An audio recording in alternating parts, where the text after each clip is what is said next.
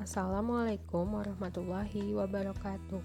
Halo semuanya, hari ini kita akan mempelajari materi mengenai jenis dan bentuk badan usaha. Kita mulai ya. Apa itu badan usaha? Badan usaha adalah kesatuan yuridis atau hukum, teknis, dan ekonomis yang bertujuan mencari laba atau keuntungan. Badan usaha seringkali disamakan dengan perusahaan, meski pada kenyataannya tetap memiliki perbedaan. Selanjutnya, yaitu ciri-ciri badan usaha. Yang pertama itu adalah kesatuan yuridis formal. Yang kedua, bertujuan mencari laba dan keuntungan. Yang ketiga, abstrak, hanya dapat dilihat dari akta pendirian. Yang keempat, bersifat resmi dan formal.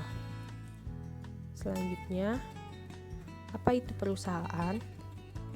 Perusahaan adalah organisasi yang memiliki input seperti bahan baku dan tenaga kerja yang diproses untuk menghasilkan barang atau jasa, ataupun output yang dijual kepada pelanggan. Selanjutnya yaitu ciri-ciri perusahaan. Yang pertama ada kesatuan teknis produksi, yang kedua bertujuan menghasilkan barang dan jasa, yang ketiga tidak selalu bersifat resmi atau formal, dan yang keempat nyata dan dapat terlihat seperti pabrik, toko, dan lain-lain.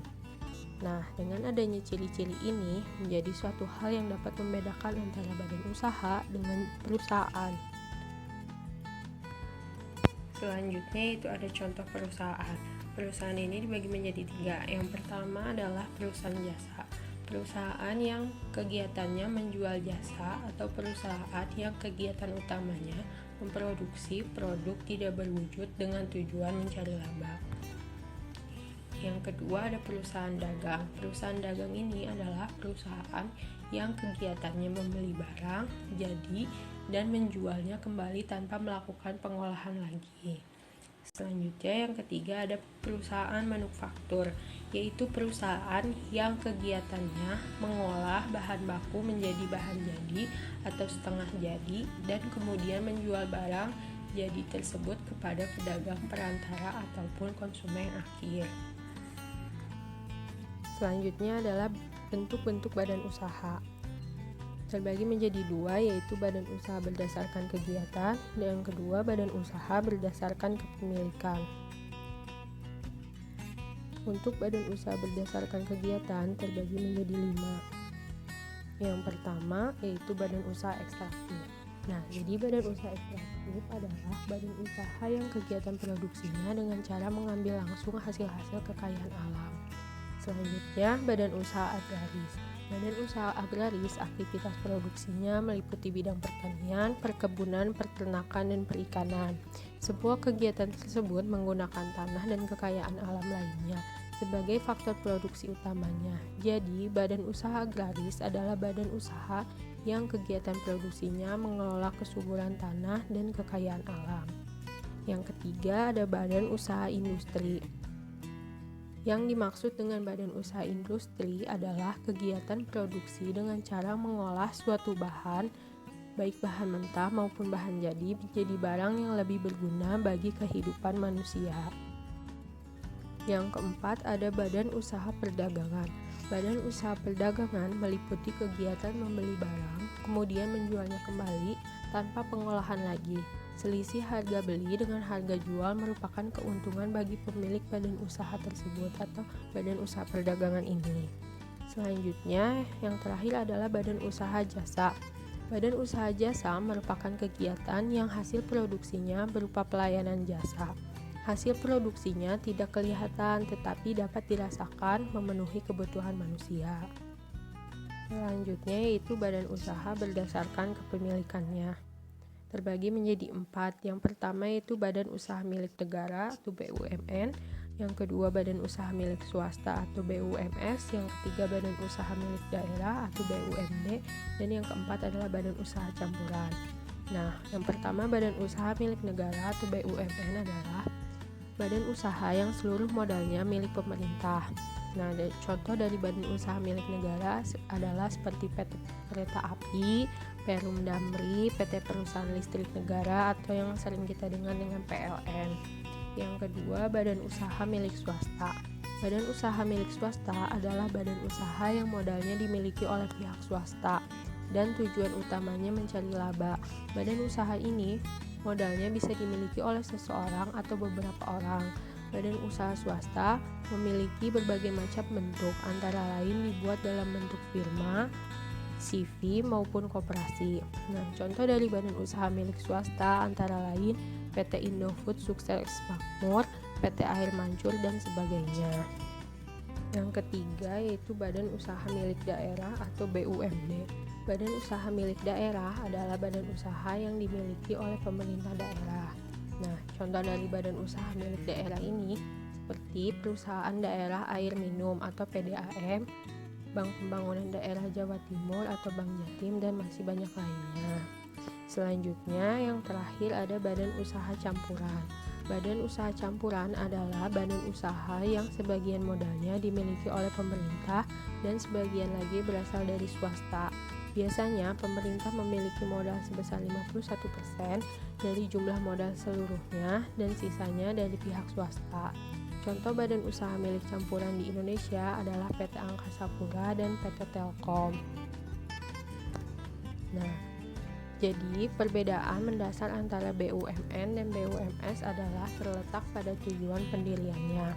Badan usaha milik swasta didirikan dengan tujuan menghasilkan laba yang sebesar-besarnya bagi perusahaan, sedangkan badan usaha milik negara didirikan dengan tujuan melayani dan memenuhi kebutuhan rakyat. Oleh karena itu, maka BUMN akan berusaha semaksimal mungkin menghasilkan barang dan jasa yang dibutuhkan oleh masyarakat dengan harga murah dan terjangkau. BUMN, BUMD, BUMS, dan badan usaha campuran memiliki peran yang sangat besar dalam perekonomian dan memenuhi kebutuhan rakyat. Selanjutnya yaitu fungsi badan usaha. Sebagai lembaga atau institusi bisnis yang bertujuan mendapatkan keuntungan maksimal, badan usaha memiliki fungsi atau peranan sebagai fungsi komersial dan fungsi sosial. Yang pertama, fungsi komersial itu terbagi menjadi dua, yaitu fungsi operasional dan fungsi manajerial. Fungsi operasional merupakan fungsi yang memungkinkan badan usaha bisa menjalankan kegiatannya dengan baik untuk mencapai tujuan. Fungsi ini mencakup fungsi pembelian dan produksi, pemasaran, keuangan, personalia, serta administrasi atau akuntansi.